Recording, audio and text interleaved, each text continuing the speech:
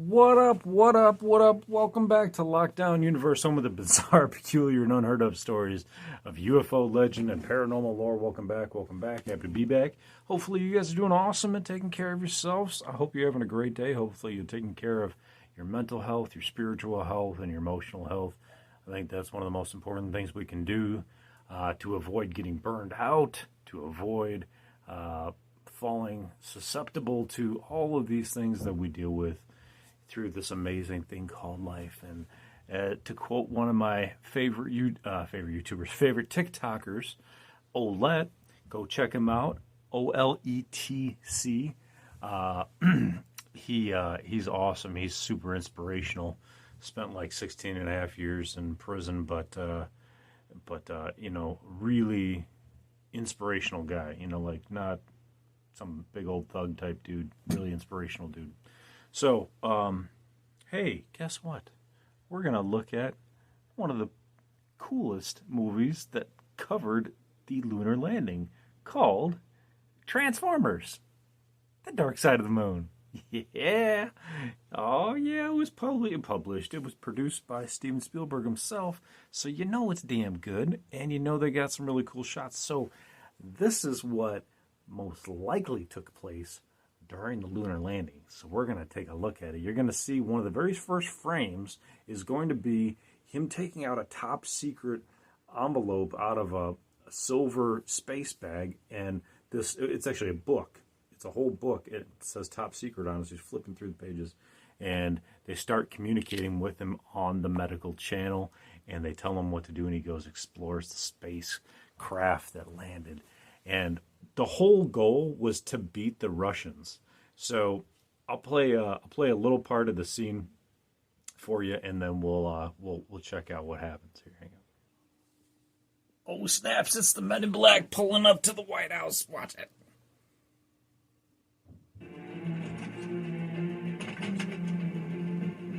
Mr. McNamara, the president's expecting you.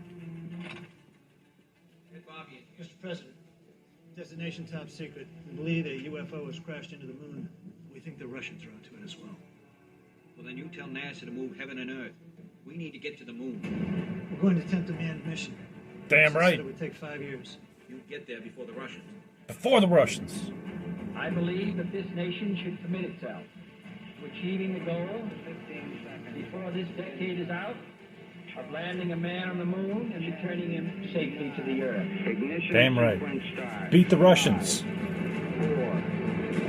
They said NASA would take 5 years. They did it in 9. We have a liftoff. 32 minutes past the hour. Liftoff on Apollo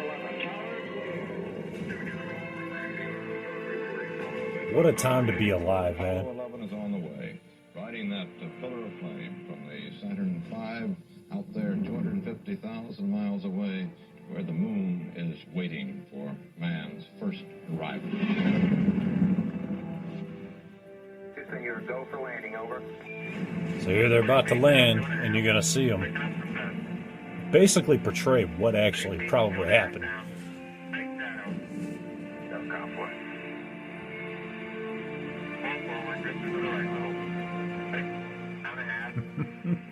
Here we go, we're landing, baby.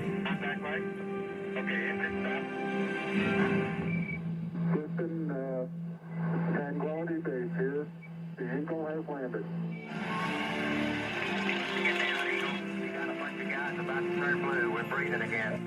Here you go, top secret. Perhaps 400 million persons are watching this broadcast today of the greatest event in our time, and one of the great events of all recorded history.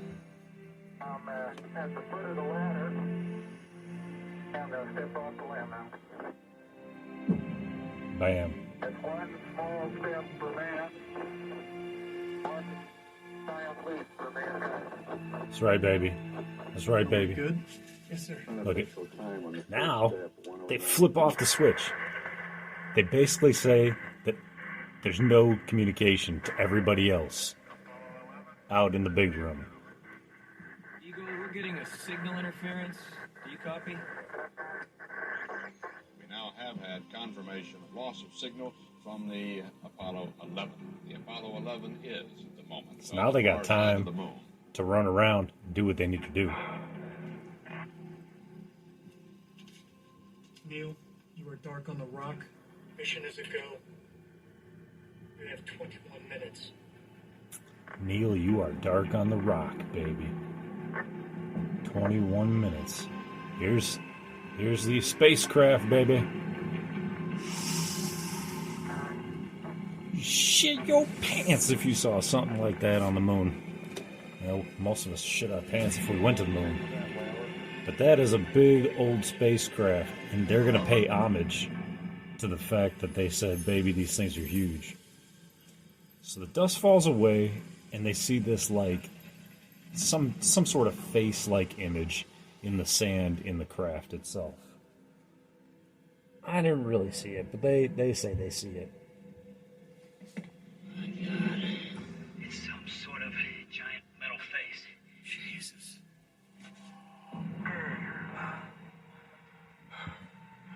Control? We are inside the ship. Extensive damage.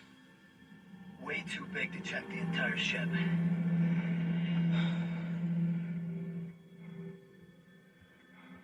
Everything is dead in here, Houston. No signs of life anywhere. But they do a damn good job. These things are massive. We copy. You've got 7 minutes on your oxygen. We are not alone after all, are we? We're wrapping it up. We're not alone. Go ahead, Mr. President. So there's that craft. Hello, Neil and Buzz. I'm talking to you by telephone from the Oval Room at the White House. So here's Nixon. And this certainly has to be the most historic telephone call ever made. I just can't tell you how proud we all are of what you... For every American, this has to be the proudest day of our lives. Probably was. Because of what you have done, We had splashed out. And it came back. have become a part of man's world. For one priceless moment in the whole history of man, all the people on this earth are truly one. So basically, I mean, he was giving him props, but even, I bet you the president didn't even know what was really going on there. I bet you. That's my assumption. I could be wrong. I don't care, because nobody really knows.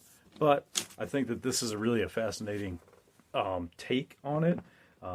And what's interesting is Neil Armstrong, Buzz Aldrin also has a cameo in this movie. And they poke fun at NASA. So that's the next step, is to pull that up. So Buzz's scene, while cool, isn't necessarily any telling about going to the moon at all. But it is cool that he was in a movie, so I'll play it for you right here. And fewer still remain alive. Allow me to please introduce to you two of NASA's founding mission directors and astronaut Dr. Buzz Aldrin, one of the first two men to step foot on the moon. Sir, Optimus Prime. From a fellow space traveler, it's a true honor. The honor is mine. Our entire space race of the 1960s, it appears, was in response to an event. So it was in response to an event. They're saying something crashed. Could it be that actually something did crash up there on the moon? It's possible. Is that why we had to get to the moon? That's even more possible. You see, if we look at the timeline of what happened, back in 1945, it's theorized, and a lot of whistleblowers state that the Germans already had anti-gravity craft.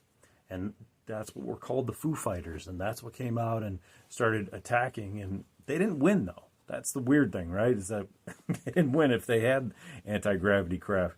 But according to legend, they had what was called the Nazi Bell, which was like this like bell-shaped craft that looked like the Kecksburg Bell.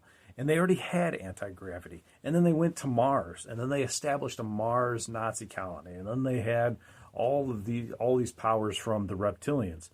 Could it be that there was a disturbance on Mars back in 1960, or even sometime in the 60s, that made us go to the moon, made us have to go there, whatever the reason was? And when we think about the moon, we do think about the fact that it could be hollow inside, that it could be a base of some sort, even an alien base or a multi-alien base where different aliens come together and work together. It is kind of interesting now that we just had the eclipse that the moon never rotates. It always is stuck in the same facing orbit to us. Isn't that weird? That doesn't even make scientific sense. Nobody can explain that to me. Nobody can explain it in a way that I understand it or that I'll ever understand it. Because anything that rotates around something else that has gravity and it's stuck around it should spin. Just like every other moon of every other celestial object in this galaxy, or at least in our solar system. Every moon around Saturn, every moon around Jupiter rotates. We can see it with our beautiful new James Webb Telescope. So,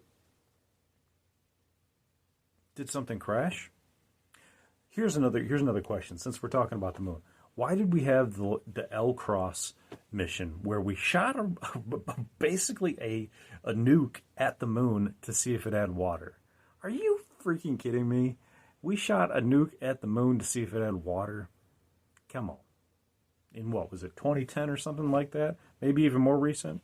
We shot a nuke at the moon to see if there was water there. Come on, we didn't have to do that. We were shooting it there because we wanted to attack something or someone. And I always thought that was funny because we were talking about blowing up the moon. It's interesting because we have all these psychic spies, right? That could see what the moon is. That can see if there's a threat there. So they know ahead of time what they're firing at. If it's an alien, if it's friend or foe, or if it's something else. They don't need to use anything other than the scientific spies, the psi spies, the psionic spies, psychic spies. So, sorry, it took me like 4 times to get there. But we also didn't have to send a nuke there. Why didn't we just send a rover with claw capabilities and sensors to say, hey, oh yeah, there's water here. You're going to bomb it? And then from the bomb, you're going to know from the explosion that there was water there? Come on, NASA. You can do better than that. You can do better than that. You can make up a better lie. So that's why I love these movies, because they really just shine the light on what's really going on with NASA and the fact that it's not what you think it is, right? Never a straight answer is what you're going to get out of NASA.